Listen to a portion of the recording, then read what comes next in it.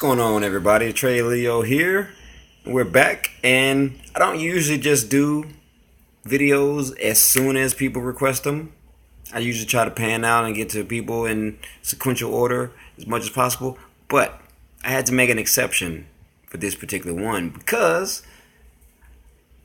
I never heard Tom Segura's stand-up, but I'm an avid watcher of the Joe Rogan Experience or his podcast. Like, I listen to it almost religiously. It's a very good show. Joe is a very intellectual guy, and the artists, or the guests, should I say, that he has on his shows range from a varying category of different things, you know?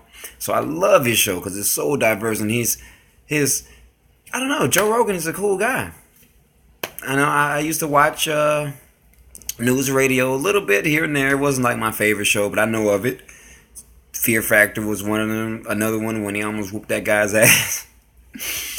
But I like Joe Rogan. I like Joey Diaz. I like Bill Burr. All these particular people he's had on the show, including Tom Segura.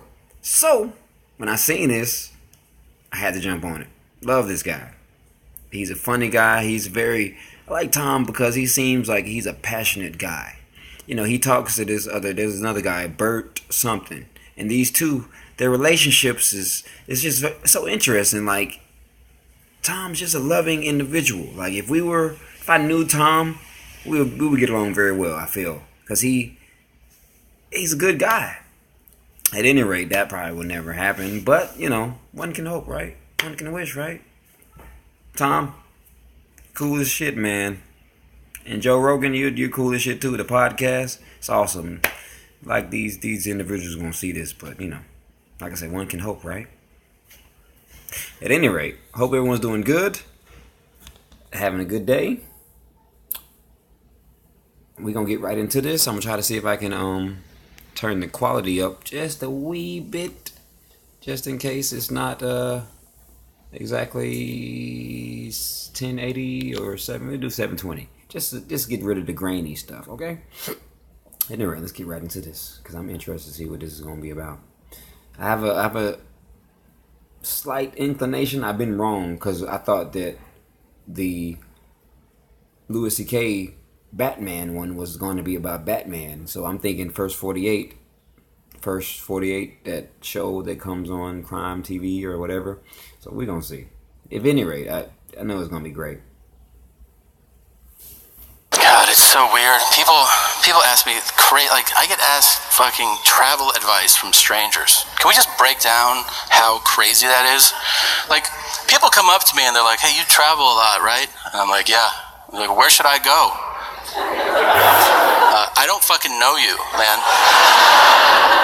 You ask travel advice to people who know you intimately. They know you well. They can guide you based on what they know about you. I mean, you don't ask strangers dining advice, right? Because you're like, where should I eat tonight? I know I've never met you before in my life, but do you think you could give me a recommendation? Yeah, you should try this dim sum place. But then that person might go, oh, I hate the Asian world. And you're like, oh shit, I didn't know that about you. Yeah, I killed like 4 of them. Like, what are you, like a serial killer or something? Yeah. Yeah. Now you're in an awkward conversation with a serial killer.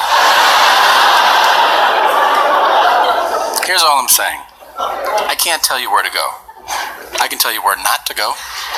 Wherever they film the first 48 on A&E. Now, if you're not familiar with the show, here's what it is. Camera crews follow real homicide detectives for the first 48 hours after a murder. And the reason that time distinction is so important is that after 48 hours, they give up on that murder. That's some old shit. What do you want to do today? You're like, how about you keep trying to solve that murder, man? That shit happened on Monday. It's Wednesday. We're not going to solve that shit. Really?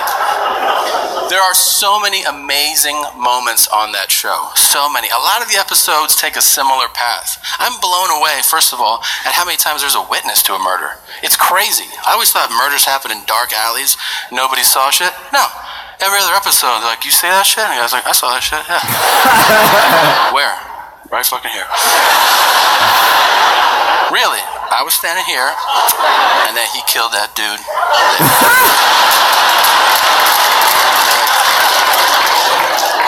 In A&E's defense, is slightly exaggerated. What they actually say is that during the first 48 hours is more crucial to the case.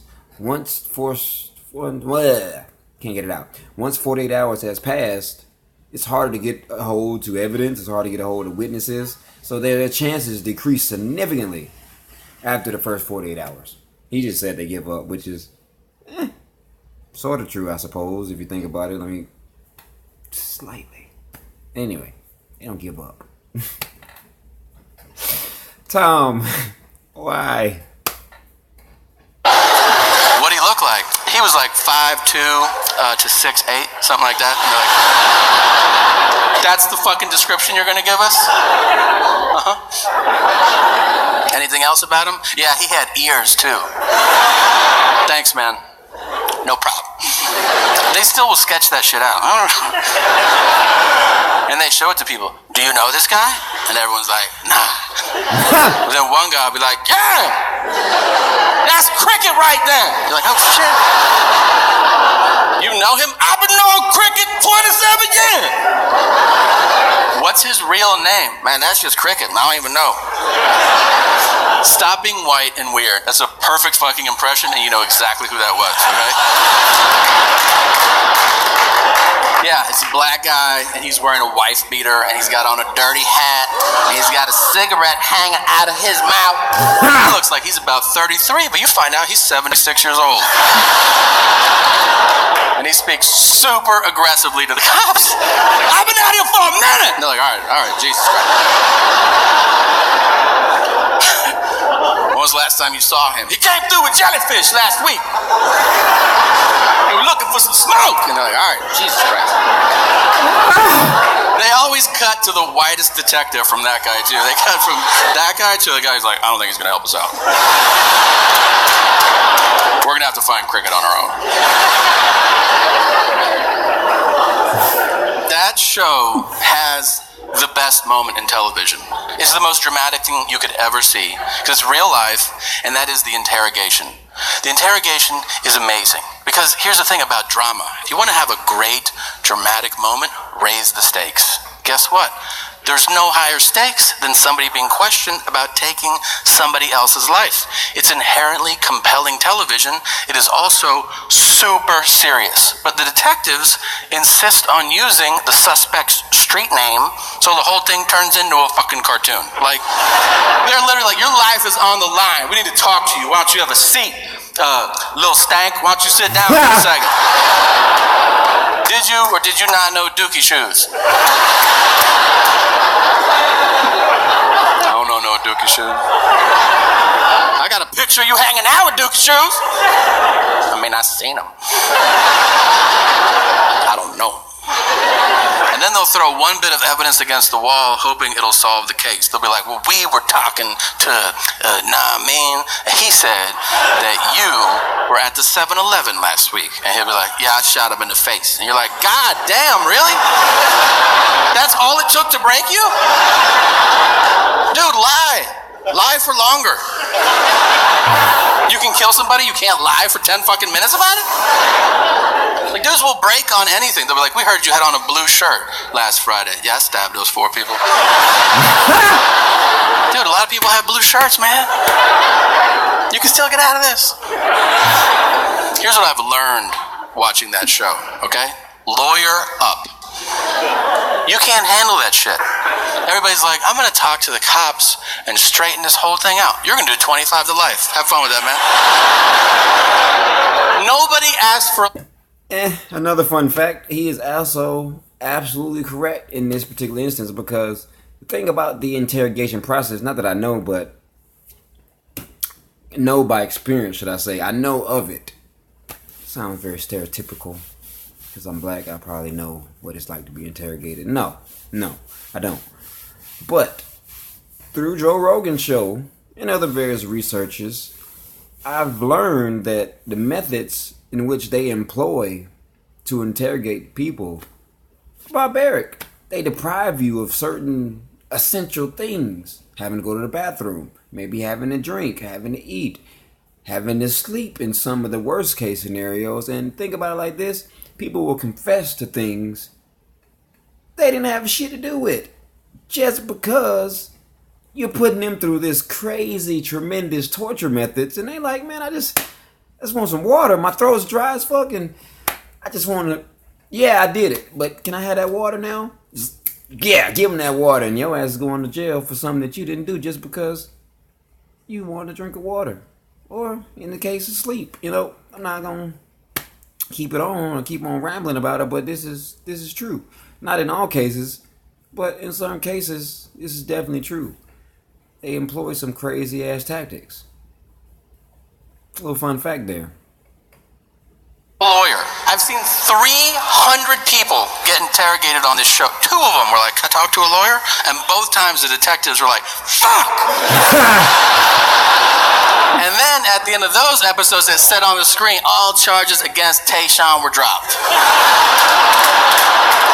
Or Jim. Pick a fucking name. Let's be honest. There's no Jims on the show. I've seen every episode, and none start with, "Hey, Bryce, can we talk to you for a second, man? Where were you last Friday?" "I was over at Tanner's house." Then Skylar had a party, so we went over there. And then we picked up Connor, and we had pancakes. "Sorry, bro. The detective, bro. Oh my goodness. It was good. That was good. It was better than I thought it was going to be, and I know why I like this guy now, because he's funny. He's not Louis C.K. or Bill Burr funny, at least not in this particular one, but he's funny. And then in real life, when he talks on the podcast, he's freaking hilarious. So he has that natural funny bone, which why obviously is why he does stand up. So like I say, I love Tom. He's cool. That's my dude. And that's about it. Hope you all enjoyed it. And I'll see you on the next one. Peace out.